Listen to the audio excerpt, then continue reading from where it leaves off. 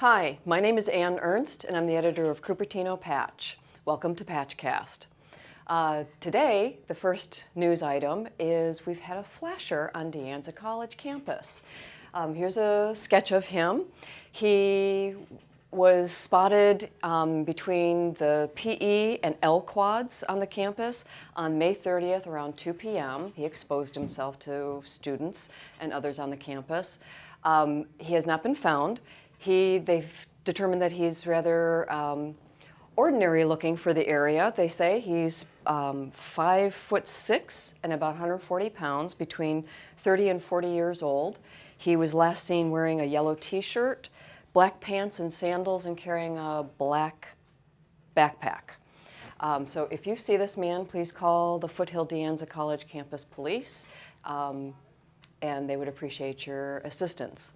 On the other side of De Anza College campus at the Flint Center on Tuesday evening, an 11-year-old Mountain View boy named Jacob Girders got one of his wishes come true.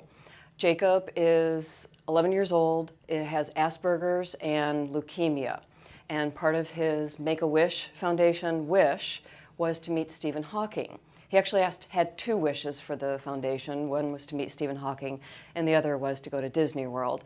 And he really wanted to do both. He wanted Stephen King to meet him at Disney World, or Stephen Hawking to meet him at Disney World, but he couldn't have both wishes, so they made him choose. So he actually chose Disney World. However, his first wish did come true, and he was able to meet Stephen Hawking at the Flint Center on Tuesday evening. His mother found out that Mr. Hawking was going to be presenting at Flint Center, and his mother contacted the marketing department at Flint Center, and they made arrangements for Jacob to come and meet Mr. Hawking ahead of the event. Jacob was excited, to say the least. He couldn't wait to see Mr. Hawking come out of the back of the building, waited patiently for him, and was pulled away to do another interview at one point. Came back and sat there, and as soon as he got a little glimpse of Mr. Hawking coming from behind the building, he jumped up, ran toward him, stood there for a moment, and then ran back to his parents and jumped up and down and said, "I saw him, I saw him." He was able to actually talk to Mr. Hawking and was presented with 2 autographed books by Mr. Hawking. He was speechless after that. He's a very gentle, kind-hearted spirit. Jacob goes to Lucille Packard Hospital for his treatments, and he wanted to make sure that the other patients there, the young patients, got gifts at Christmas time. So on his Facebook page, which is called Leukemia Slayer, he asked for some money. He got donations that amounted to about $1,700, and he played Santa Claus. He has also done fundraising through Alex's Lemonade Stand, and in total he's raised about $3,000 for either the patients at Lucille Packard or for leukemia research. He loves Stephen Hawking, not only because he loves science and because he believes Stephen Hawking is the most brilliant man in the world, which he told him on Tuesday night, but also because Stephen Hawking is an inspiration to him. And he told him that as well. He said, "You're an inspiration to all sick children in the world." It was a very touching moment, and Stephen Hawking's assistants said that they felt like that Jacob's words brought a tear to his eye. It was a lovely moment. And in other Cupertino news, speaking of wet eyes, there were a lot of wet eyes at Sutton Swim School last week when they joined together with other swimmers around the world in the world's largest swim lesson. The Sutton Swim School participated for the second year in a row, and they had about 60 students show up, and they turn it into a swim lesson, but they do more than that. They just have fun, and they promote swimming in general. They believe, the founders of the school believe, that it's very important to be taught how to swim at an early age, because you just never know when you're going to be around a pool or a body of water, and you need to have that as a safety feature for yourself. That's about all I have for today, so please join me for any news and events at cupertino.patch.com, and please go to my Facebook page and like me there. It's Cupertino Patch on Facebook, and sign up for the newsletter, and you can get all the regular news every day in your email box. So thanks for joining us on Patchcast. Hi, I'm L.A. Chung with Los Altos Patch, and welcome to Patchcast. In Los Altos this week, API scores were probably the top story that I can think of here in this education-centric town. API scores not only are very important to parents, but they're also important to real estate agents. In Los Altos, according to the California Department of Education scores that were released last week, is at the top. The Los Altos School District is the top district in the state, tied with Saratoga School District. Individual schools within the Los Altos School District have done very well. The highest scoring school was the Covington School and the Oak School at 983 together, tied, and Bullis Charter School at 984. One agent who weighed in on the comments section of Los Altos Patch when we went through the school-by-school scores had said that he finds that parents who are trying to move into the area look at these API scores very, very seriously. He has to explain to them that a few percentage points on either side really don't make that much of a difference when we talk about individual children, but parents actually do look at the scores very closely when they are looking to buy in Los Altos. One other thing is that we did a little poll on Patch, and 75% of the people say that API scores are important primarily for their home values, as well as indicating the quality of the schools that are in Los Altos. And then a much smaller percentage of people, probably those who have retired and have already educated their kids, have said, "Nah, they're not important to me."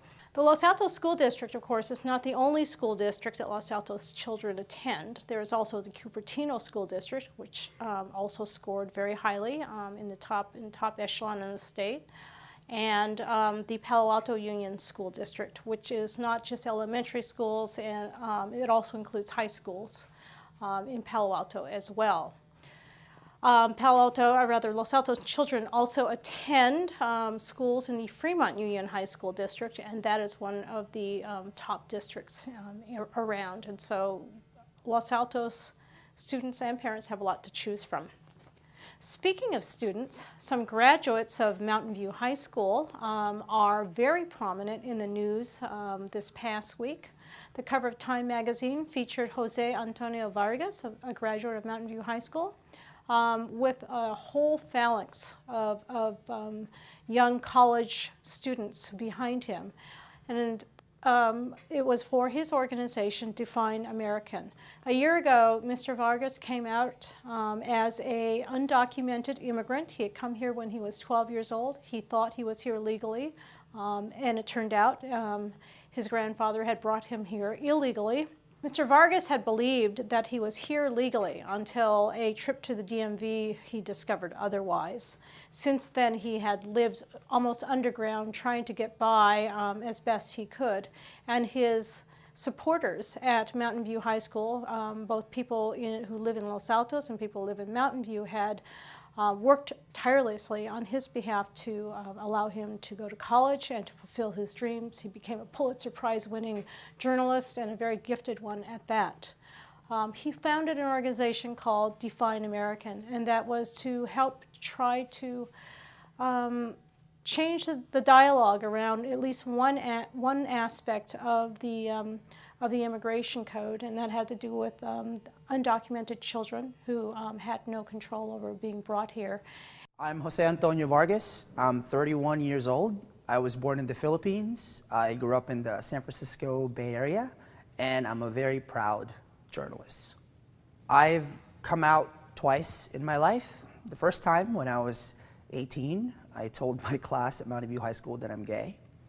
And 12 years later, for the second time, I came out publicly as an undocumented immigrant who happens to be a journalist. And I did this because I couldn't stay quiet anymore. And I feel like I'm working on the biggest journalistic story of my life, and it just happens to personally involve me. I want to be an American citizen because this is my home. I grew up here. I love this country. I've contributed to this country, and I want to keep contributing to this country. And in my heart, I know that I'm an American. President Obama also announced last week a new policy where the Department of Homeland Security was going to put a lower priority on deportations of such young people who came here before they were of the age of consent and who have stayed out of trouble and in many cases have gone through college and quite successfully. Mr. Vargas is one who's not going to benefit from such an order, but a Los Altos High School graduate, Mandeep Chahal, who is in her third year of school at University of California, Davis. Hi, my name is Mandeep Chahal. I was 6 years old when I came to the United States from India. My family and I have been in the Bay Area ever since. Now I'm a student at UC Davis, and I'm just finishing up my third year. I'm studying neurobiology, physiology, and behavior, and I hope to go on to become a doctor. Well, all throughout high school, I kept the fact that I was undocumented a big secret. I didn't tell anyone. And then last summer, my family and I were placed in deportation proceedings, and I decided that there was safety and power in numbers. And so my friends and I put together a campaign, and I decided to come out as undocumented. The response that I got back was amazing. It was nothing like I was expecting. People were incredibly supportive. There's a huge community of undocumented immigrants, undocumented students in higher education, as well as allies. It was probably one of the best decisions that I've ever made. I want to be an American citizen because I am American and I'm a citizen of the United States. I've spent, most of my life here. All of my friends are here. My family is here. All of the meaningful connections, experiences that I've had have been in the United States. And this is where I want to stay, this is where I want to have my life, and this is where I want to give back to a community that's given me so much. Adding a little bit to our school news, I also should make note that the Los Altos School District did meet this week, and during which they approved a $43 million budget for the 2012-2013 year. They also voted to change their meeting dates. They normally would meet the first and third Mondays of a month, and they are going to start meeting on the second and fourth Mondays each month. This was requested by parents who were having difficulty attending both the Bullitt Charter School board meetings and the Los Altos School District meetings. Both boards were meeting on the same nights and the same hours, and so people were finding themselves running across town from one meeting to the next one so they could try to stay on top of all the news there. Neither the Los Altos School District nor the Bullitt Charter School have webcast their meetings. They don't have that capability. Los Altos School District will be, however, the City Council voted last week to provide some funds for their first year of putting their meetings both online and on KMVT here, where you're watching us, as part of the service to the community, so you can keep in touch with what's happening at your government bodies. Over the weekend on Father's Day was an opportunity to see what the Occupy movement is doing. Here on the Lower Peninsula, the Occupy movement decided to do a series of what they call mic checks. And the way I would describe it is a little bit of political theater. Political theater meets flash mob at different businesses in Los Altos and Mountain View and other cities. So in the Whole Foods, they did a mic check, and what this means is at a certain appointed time, people who look like shoppers suddenly start to go through a script where they announce to shoppers, do you know this about the company where you're shopping? Do you understand the dynamics of how this company makes money? Do you know how it treats its workers? And so on and so forth. So they did this at Whole Foods on May 1st, and then they did it again on Father's Day. And we have a little bit of footage to show you from that, as well as what will take place in Walmart. And I think my colleague Claudia Cruz will tell you a little bit about what took place in Walmart, since she was there to witness it. A year or so ago, many Los Altans saw an interesting sight in fall of 2010. There were some huge cranes on Lassen Street that lifted and then placed 3 apartment units just over on Lassen Street, which is just to the side of downtown Los Altos. These were designed by famous architect Roy Kapp, and they are modular homes, and all they had to do was bolt them in place and then lay out the landscaping and instant homes. The U.S. Green Building Council just recently awarded them the LEED Certified Platinum Award. LEED stands for, LEED certification means that the building meets certain standards, and there are different levels of them. Platinum is the highest one that you can get. These 3 apartment buildings are the first multifamily units to receive platinum status in Silicon Valley. And you can take a look on our site to see what they look like. Looking at what's coming up this week, we have a brand new event, and we have, of course, a traditional well-loved event, Peninsula Symphony doing a Pops theme over at the Hillview soccer field on Saturday. And then the summer concert series switches back to its normal Thursday appearance, and it will be over at Grant Park to feature some music there, so you can sort of bring a dinner and hang out and enjoy the music, maybe dance a little bit if you feel like it. June 30th is a brand new event. It's called Stride and Ride, and this is sponsored by businesses in downtown Los Altos that want to get people thinking about an active, healthy lifestyle, so it's fitness and health. So businesses in downtown Los Altos that serve people who are interested in different areas of fitness and health are going to be showing off there. The Skateworks is going to have a skate ramp and do some pro demonstrations. So if you're a skateboarding fan, you might see some real slick moves out there and be able to try some yourself. There's a bike rodeo that's taking place. So if you're a kid and you got your bike, you can sort of try your skill there or try to hone it. And there's all sorts of things going on, and I really encourage you to come out, check out Stride and Ride in downtown Los Altos. That's it for Los Altos, and we'll see you next week.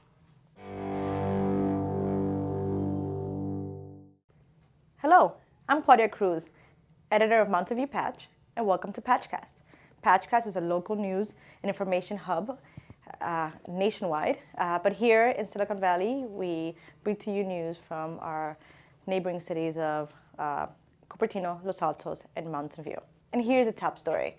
API scores were released last week for the state of California, and the Mountain View Wisman School District placed, within the county of Santa Clara County, placed 18th, right in the middle of the pack of the 32 different schools, with a score of 834. Within the Mountain View School District, the Frank L. Huff School was at the top with a score of 934, and Benjamin Bubb School came in a close, pretty close, respectable second at 883. That's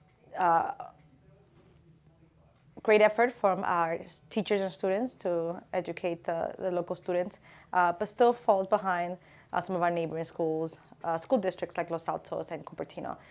Los Altos School District was the #1 in the state with a score of 969. In other news, the Community Emergency Response Team course, which is CERT for short, graduated its 1,000th student during its field day, after its field day activities on Saturday, June 16th. CERT encourages local residents to become educated in emergency preparedness because it is possible that the usual first responders, like the fire department or police department, may not be able to immediately get to your neighborhood to provide assistance. So for the past 30 classes, the City of Mountain View has invested time and resources to educate its citizenry, and it's free for all Mountain View residents, and it takes place for a period of 4 weeks at the police and fire station. We gotta get Jerry and the rest, but okay, everybody smile and say CERT. CERT. Okay, say CERT. We'll do another one. All of the things that you're surprised by, I think all of us in the fire service were surprised by those things as well when we began the fire service. And we, like you, got into the fire service because we wanted to do what we do in this business, which is help other people. Lynn, when he advertises CERT at any of our functions, whether it's a neighborhood community meeting or a council meeting, always says that CERT is there for our community when the fire department's not coming. You guys have heard that before? You've now seen why, correct? Well, I would submit to you that that is true, but that you will become an extension of what we do. In an emergency, whether it's an earthquake or it's an isolated emergency in your neighborhoods, that's important for us. We will count on you as a resource. Those of us who are organizing the chaos, trying to bring some semblance of order to it and address those things. And there's a lot of reward that comes from that. You may feel rewarded by this now. Do you feel some reward in completing this? It compares nothing to how you feel when you help somebody else. Nothing. And now you're prepared. And this is a significant class. This is number 1,000. I don't know which one of you is the 1,000. But 1,000 CERT members have gone through the Mountain View CERT course.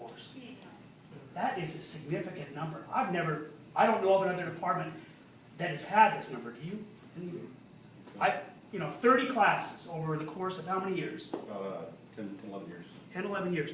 That's a significant investment in this by this community in emergency response, and we want to thank you as public officials in this community, those who are here to help serve and have made a commitment to do so even when things get really tough. And we are proud to have you guys finish this class and to stand with you as we move forward when those times will come, and they will come. Hopefully they won't come tonight, hopefully they won't come tomorrow, but they'll come. I promise you they'll come. They may come on a small magnitude or a large magnitude. And we all know what those things look like now. That could be the earthquake, it could be the fire, it could be something else in your own neighborhoods. And thank you from the city. I want to thank you for going through this, spending your precious time, especially today out in that heat. I'm glad you're all standing still. And, congratulate you. So I think with that, I want to also thank Lynn. This is quite an undertaking. This program is well known and renowned because of what he does. So let's give him a hand. The following day, on Father's Day, the Occupy movement here in the Peninsula and South Bay, Redwood City and San Jose, met up with members of the Mountain View and Los Altos chapters locally. And first they visited Los Altos community and stopped by the Whole Foods on the Showers and El Camino, and had what my colleague previously described as a mic check. After that, they walked over to the Walmart on the Mountain View side of El Camino and held another mic check within the store there. And Walmart on a Father's Day on a Sunday is very busy, and there were some, as the mic check was taking place, where they brought to light, or they tried to inform shoppers about labor conditions within the Walmart organization. Some of the shoppers were actually very vocally disagreeing with the occupiers and telling them to go outside, that this is not the right place. The store manager actually told them to leave and called the Mountain View Police Department. The occupiers, after they were done with their mic check, which was about 5 minutes, stepped outside and spoke to some people, gave out more flyers, and this is what James Lee, who is one of the organizers for the Redwood City Occupy movement, had to say about how they're usually perceived when they do mic checks at various different stores. Yeah. Do you find that people are usually receptive to Occupy when they come into stores, or On the day, to be honest with you, because one time we went into Safeway because they've been without a contract since October, and we got high fives from customers and workers, and another time we went to B of A and we got yelled at by customers. So you never know what the mood is going to be, but the point is to get the message out there and raise some awareness as to what's going on and what the real message of these holidays are. So. On Monday, Detroit came to Silicon Valley with the announcement that Ford Motor Company had officially opened its Silicon Valley lab in Palo Alto. The ceremony, which took place at the Computer History Museum, also featured a fleet of new electric vehicles, all by Ford Motor Company, from the Fusion to the Focus to a new concept vehicle called the C-Max. All of these vehicles will also have a technology that they call Sync that Ford developed along with Microsoft, and it's an in-car connectivity system that allows passengers not to take their hands off the wheel and to use their voice to activate different applications. Part of Ford's goal, and that we spoke with one of the researchers, is to make your car like a mobile device with sensors all around the vehicle that will help you be able to stream things from the web as you're driving, activate your Pandora, and even respond to Twitter. Here is an interview with a Silicon Valley researcher. The platform right now is OpenXC, which allows developers to extend the functionality of the car. So what you're able to do is you're able to take all the sensors that are in a vehicle and to develop on those sensors. So you'd be able to make calls like to read what your engine speed is, your current miles per gallon, that your car is driving, and develop applications that are around this. And the focus is really to create a safer driving environment to really reduce driver distraction and to enhance the experience in vehicle. Among the who's who came to the Computer History Museum on Monday was Bill Ford, the great-grandson of Henry Ford, who sat down to speak with John Holler, the CEO of the Computer History Museum. Welcome. Well, thank you. This place is awesome. Thank you very much. You know, as I was walking around, it struck me, if you think of the two industries that have changed people's lives, I think perhaps more than any other, is the auto industry and the computer industry. And I mean, and we'll get into how they're coming together now, but for most of our lives, they were completely separate. Prior to the Model T, most people never traveled more than 25 miles from home in their entire lifetime. And which is an incredible stat. And then you think it really allowed people, the automobile, to choose where they lived, where they worked, where they played, in a way that they never could before. And then you think of the computer industry and everything it has done to help our quality of life in every discipline you can possibly think of. But one thing that all this technology does raise is distracted driving, and how now with more gadgets in a car, whether or not people would be more prone to multitask and not pay attention to the road. According to AAA, drivers are 3 times more likely to take their eyes off the road when there's an electronic device in the vehicle. And the CHP worries or cautions that any distraction while driving can cause accidents. Arturo Montiel, who is a spokesman for CHP in the Redwood City area and just covers our region, just wants to make sure that he understands that you can't go back and take away some of these devices from the vehicles nowadays, but he just wants to make sure that consumers remain educated and aware that the electronics in your vehicle will distract you, even if you're just making a simple phone call. So be careful when you drive. And that wraps up another episode of Patchcast. Thanks to my colleagues Ann Ernst and L.A. Chung and to you guys for watching every week. And thank you to the crew and staff of KMVT for all their help and support.